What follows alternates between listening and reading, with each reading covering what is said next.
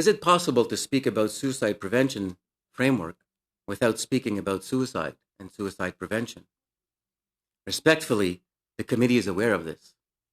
That's why they wisely have included helpline information in case anyone feels distressed. It is not discussions of government frameworks or anonymous data points that cause distress. It is the topic of suicide itself that causes distress. In fact, the topic causes so much distress that we often will go to great lengths to avoid discussing it openly, even in a Senate committee that studies the topic. I hope all understand that I offer that insight for your consideration with the greatest of humility and respect. Having said that, let's talk about the framework. As many witnesses have stated, the framework is due for a rethink. It has no built-in evaluation section, and that's a glaring weakness. Its strengths are that it offers guiding principles which we can all support, such as building hope and resilience, leverage complementary initiatives and partnerships, be evidence-based, and use a public health approach. But the framework suffers from the same malady that this committee study suffers from, namely the problem of focus and proportionality. If we want to reduce the greatest number of suicides in Canada, we need to focus research, programs, and evaluations on those populations who commit suicide most.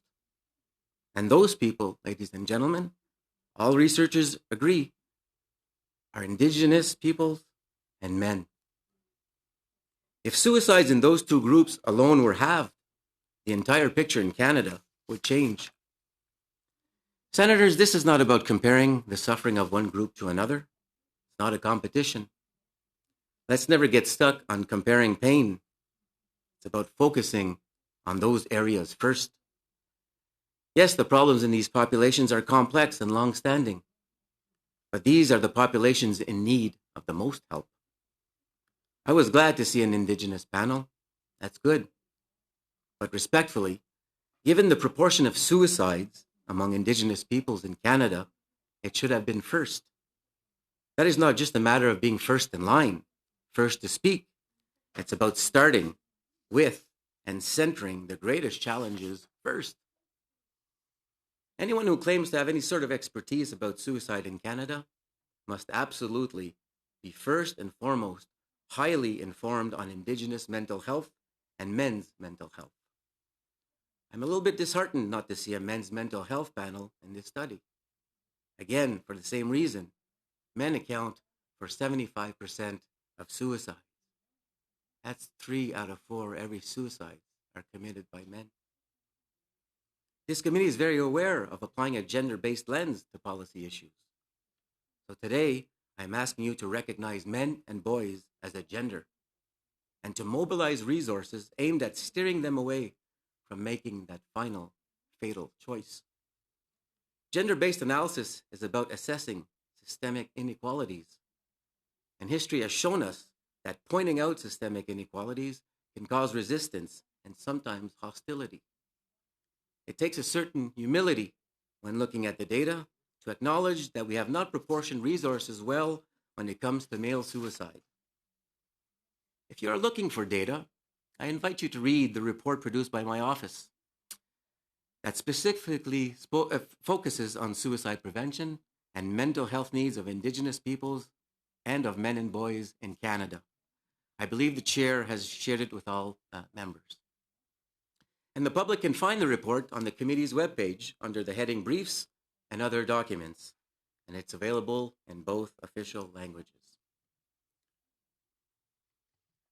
Getting parliamentary attention to this report has been challenging, to say the least. But here it is again. I have submitted it in this committee for the present study, and I'm asking all senators, witnesses, researchers, and Canadians to read it and turn their minds to solutions impacting these key populations. When I noted a lack of a panel on men's mental health for this study, I wondered if perhaps Canada lacks expertise. And I quickly found out that this is not the case. As a matter of fact, Dr. Rob Whitley, who's an associate professor in the Department of Psychiatry at McGill University, and principal researcher at the Douglas Hospital Research Center, for example, has written extensively on men's mental health and suicide prevention. He has published Men's Issues and Men's Mental Health, an introductory primer, which is both rigorously researched and easy enough to read for a non-expert. So this book right here, colleagues, has several decades of experience of men's mental health. In his chapter on the social determinants of male suicide, he notes that there are 6 groups of men at the highest risk. These are, in no particular order, middle-aged men, indigenous men, military veterans, men in rural and remote regions, white men, men involved in the criminal justice system. Dr. Ridley describes a combination of interacting factors that seem to contribute to the problem, namely employment issues, marital status, divorce and family issues, and mental health disorders and substance abuse issues. Ideally, he would have been here present today to share his research and answer the questions that must surely be on your mind, having heard what I just said. But with such a short time frame for this study, it was not possible to have him here today. But he has submitted an informative brief to this committee, which I invite everyone to study very carefully. Now, there are some basic facts about male suicide and prevention principles that all of us need to know. And as I alluded to earlier, not only are we not experts if we do not understand fundamental information in this area, we should not even consider ourselves informed. If we are not informed about who is committing suicide, in what numbers and why, we are in no position to address suicide prevention. And if we are in no position to address suicide prevention, we are certainly not qualified to evaluate a national framework. Senators, what you are undertaking is admirable. I appreciate professionally, and obviously, I appreciate it very personally. I ask you, before you table your report, to think deeply and critically about the place of Indigenous people and men in this study. Are they given their due, considering their numbers? So before I take your questions, I would like to speak directly to those, Indigenous or not, men or not, those who are struggling right at this very moment if they are watching this program. So you are not alone. You are valuable. We need you because you belong.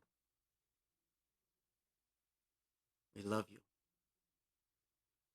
So please reach out now and accept the helping hand being offered to you.